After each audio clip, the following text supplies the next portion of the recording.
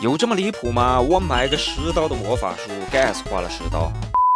那今天来聊一个奇葩项目啊，项目方的背景一般，融资额一般，游戏画面一般，但却能在如今低迷的 GameFi 领域从2018年存活至今啊，而且依然拥有450万左右的月活用户。那这个项目叫啥？现在入局还来得及吗？别着急，我们现在就开始。大家好，我是 Simmons， 一名不善言辞的区块链分析师。首先声明，本视频不构成投资建议，币圈有风险，入市需谨慎。那这一期给大家分析的项目啊，叫做 Splinterlands。那下面我将从游戏简介、游戏玩法、赚钱方式以及游戏优缺点几个方面给各位深度剖析。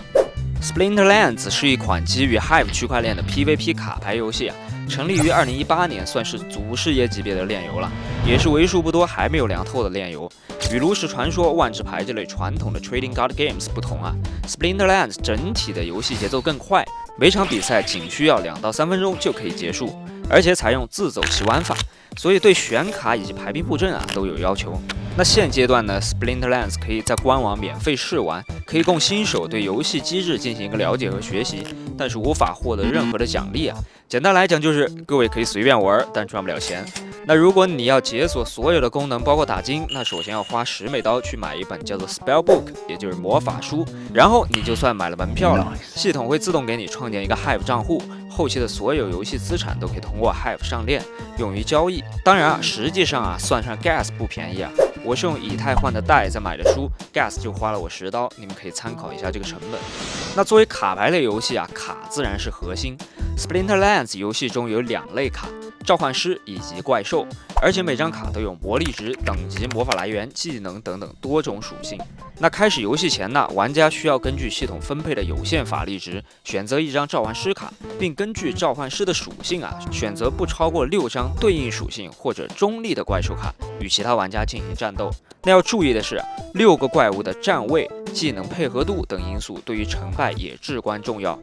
那目前 Splinterlands 拥有3种代币，分别是 DEX、SPS 和 Vulture。其中 DEX 是游戏内的产出消费代币，同时也支持在去中心化交易所交易或者提供流动性。SPS 是治理代币，而 Vulture 用力比较特殊啊，可以在买卡包时用它来进行抵扣，用力和存量较少，所以我们不做单独的讨论。那当你在游戏中啊打上黄铜段位，就可以开始打金了。每胜利1局都会奖励一些 DEX， 目前市价0.00054美元。那么这个 DEX 的奖励数量和奖励池，我们目前的段位、玩家总数以及是否连胜等诸多因素组成，如图。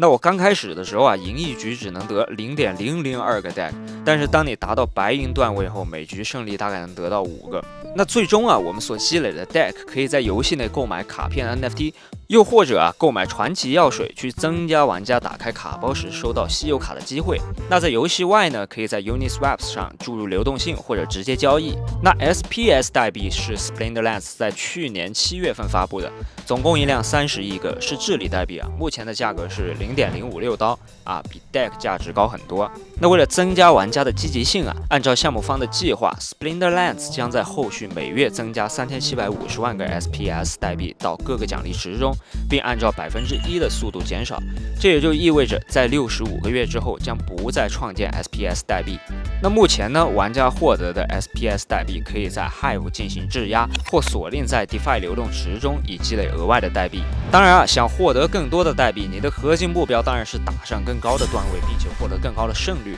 那为此呢，你需要一些更高品质的卡。那获得的方式有2种啊，一种是买，一种是租。那买的话很简单啊，就直接氪金。像现在正在售卖的混沌军团卡包，4美元一包，包含5张卡，并至少1张稀有卡，和炉石的机制基本上是一模一样啊，就是价格比炉石贵了好多倍吧。但是呢，它也有一个好处，就是抽出来的卡是 NFT， 可以拿去 Marketplace 售卖或者租赁。那这又衍生出我们的第2种获取卡牌的方式啊，租赁。还记得我之前提到的魔法书吗？购买之后啊，你会获得3000积分，等值于3美元。那你可以按天数去租赁卡牌，组建几套胜率较高的牌去打金，顺带测试一下投入产出比。当然，你也可以直接用游戏内代币 DEX 去租赁。那打金、卡牌升级、交易、租赁等共同构建了 Splinterlands 的经济体系。那么 Splinterlands 的优势啊，我认为它是很专注于玩法上的迭代创新。那这个游戏呢，不断的提供锦标赛奖励和每周奖励，并且拓展游戏内的工会啊，不断去刺激新老用户的参与。而且在最新的更新中啊，游戏还分出了现代和狂野模式啊，就和炉石一样。那狂野模式呢，允许使用所有赛季的卡牌，而现代模式呢，仅允许使用新卡。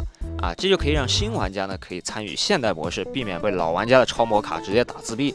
也可以让不同技能水平和卡牌拥有量的玩家之间的比赛更加公平，所有的玩家也能赚取更多的收入。但是这个游戏的缺点也很明显那就是玩法上确实不错，但是游戏的画面质量等等细节还是很拉胯。而且呢，这种自走棋模式的游戏有个缺陷，那就是每局都有最优解，比如说选什么牌胜率最高，放在哪个位置最好，其实都可以通过大数据实现这就导致外挂和自动化脚本在这个游戏中很盛行。